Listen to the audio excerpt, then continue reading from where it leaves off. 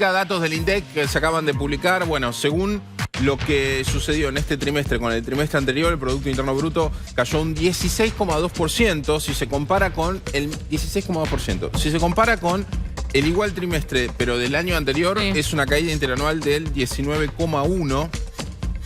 El consumo también sufrió una caída muy grande. Respecto a este trimestre del anterior, de este mismo año, cayó un 18,9% en el ámbito privado, ¿no? Ahora, si nos vamos al consumo privado de este trimestre, comparándolo con el año anterior, con el trimestre de 2019, el mismo trimestre de 2019, cayó un 22,3%.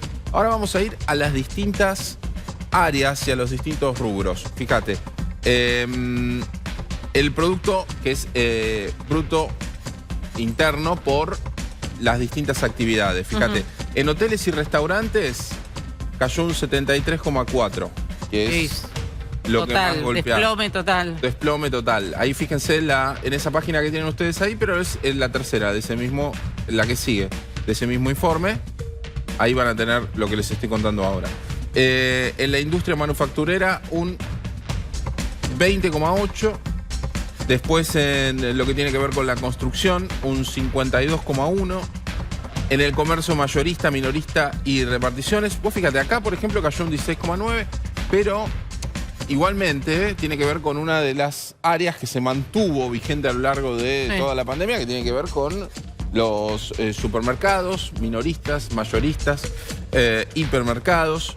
Después, en lo que tiene que ver con, estoy viendo rápidamente, después de hoteles y restaurantes, que hasta ahora es la caída más grande, que es el 73,4%, el rubro que le sigue es el de las actividades culturales y servicios comunitarios, sociales y personales, que ahí cayó un 67,7%. Después, en lo que tiene que ver con los hogares privados con servicio doméstico, un 38%. Nada, así leyendo rápidamente, construcción también un gremio golpeado, un 52,1%. Realmente son números fuertes. Dentro de todo, una de las menores caídas le registra la de los servicios. Electricidad, gas y agua, un 5,3%. Y después también tiene una caída, dentro de lo que son caídas de 2 dígitos, igual de todas maneras. Agricultura, ganadería, caza y silvicultura, ahí un 10,7%. En pesca un 14,8%.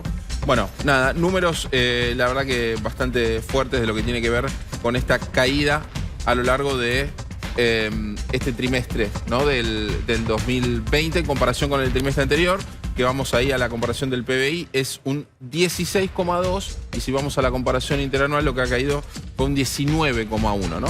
Se esperaba hoy el dato fuerte. Recordemos que por el retraso que tiene la medición estadística del INDEC, que siempre lleva un poquito de demora en relación al mes que estamos, lo que se conoció es el dato de julio y completa el primer semestre. Ya se proyectaba que iba a ser un pésimo primer semestre para la economía argentina, primer semestre de rendimiento económico de la gestión de Alberto Fernández, un poco producto de las medidas económicas, otro producto también de la pandemia. La caída en el primer semestre, que es el número más interesante a analizar de esta estadística, es del 12,6%. ¿Por qué me quiero detener en el primer semestre? Porque salvo que ya estamos finalizando septiembre, salvo que el último trimestre del año, Domi, haya un megaboom en muchas industrias, se encamina este año, ya con la proyección que tenemos, a ser uno de los peores en materia económica en la historia argentina, remitiéndonos incluso a la caída del año 2002 y quizás hasta te diría superándolo viendo este registro del día de hoy.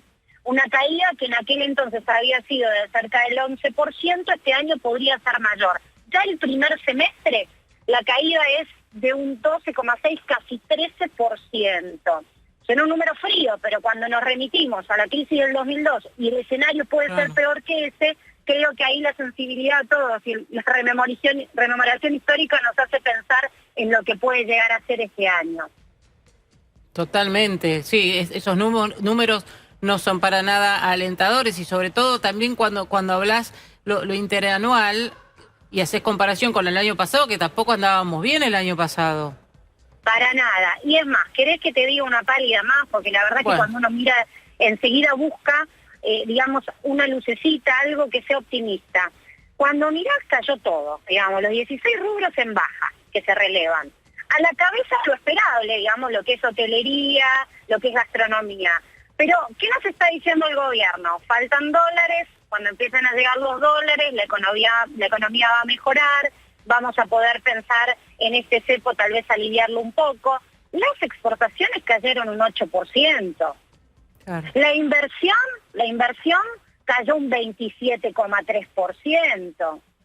El consumo, que es el consumo privado de las familias, de las empresas, cayó un 22,3%. Es decir, no hay ningún escenario optimista que nos haga pensar que por lo menos en el último tramo del año lo que estamos viviendo y las decisiones políticas que se están tomando producto de la situación económica puedan dar una marcha atrás. Nacho. Marce, recién lo mencionaste, pero también es un número fuerte, ¿no? Y quería que nos detengamos un minuto ahí en la caída del consumo. Tal vez el consumo privado, ¿no? Sí, más allá del mes que fue muy malo, Nacho, que fue una caída, digamos, de más o menos, depende de la medición si es estacionalizada o no, pero una caída del 18,9% respecto al trimestre anterior. Digo, volviendo de nuevo a la cifra del semestre, en el primer semestre de este año el consumo privado cayó un 22,3%.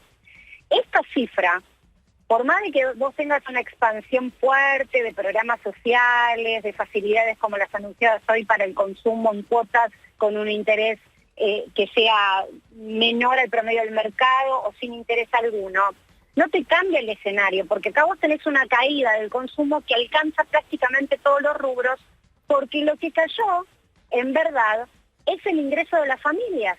Vos no tenés forma de reparar ese daño del ingreso de las familias hoy. No tenés una alternativa. ¿Por qué? Porque no tuviste paritarias, porque aquel que tiene un empleo informal tuvo una peor caída todavía en sus ingresos, porque muchos de los empleos que están atados a las principales industrias, que son los que más aportan empleo, como por ejemplo la construcción, está desplomada. O sea, el derrumbe en la construcción, según este dato de INDEC de julio, fue del 52,1%. O sea, ¿cómo revivís una economía que está prácticamente en coma? Y estoy hablando de la economía interna, yo ya no estoy pensando en proyectar para afuera.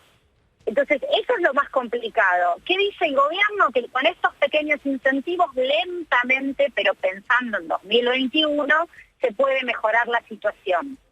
El problema es que la encrucijada que tiene el gobierno es que también tiene que tener recursos para poder sostener eso. Por ejemplo, no solo con la asistencia social, que no está del todo claro en el presupuesto cuál va a ser, por ejemplo, si se extiende o no la vigencia del IFE, sino, por ejemplo, lo que es el salario. Para que vos motivar una paritaria justa del salario privado, tenés que dar el ejemplo de dando una paritaria justa en el sector público. ¿Está el Estado en condiciones de solventar un incremento en los salarios del sector público por encima de la inflación del año próximo o la de este año para recuperar algo del terreno perdido? Lo primero que podemos decir es que no. Fíjate el presupuesto, fíjate el déficit fiscal que se quiere corregir. Entonces eso hace pensar automáticamente que la paritaria del sector privado no va a ser una paritaria que recomponga la pérdida de este año, del anterior, o que le empate a la inflación. Bueno, eso te hace pensar en una proyección del consumo muy magra, muy escasa. Y lo dicen también los propios bancos, que están a la pesca constantemente de clientes mediante este tipo de promociones.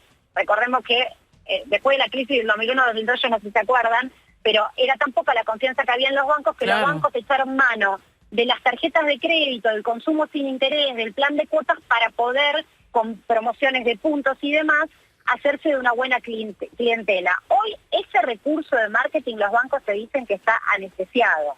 No, ya está agotado. La gente también de tanta experiencia de situaciones muy adversas y negativas en la economía, también te hacen que ya ni te tiente, o por más que te den cuotas y te financien una parte. Eso también es una realidad. Ahora, en este contexto, ¿no?, donde uno piensa, bueno, la pérdida del empleo, no hay consumo, paritarias, como vos decías recién, ¿no? Difícil, que estamos en septiembre. ¿Quién no se están prácticamente negociando, salvo algunos sectores que son siempre los que salen privilegiados, como bancarios, camioneros? Pero eso no es la media, no es la mayoría, ni siquiera un número que asemeje una gran masa, y ni hablar el que está en la informalidad, porque en la formalidad es una parte y en la informalidad es otra muy grande. Digamos, ¿cuál será el panorama, no?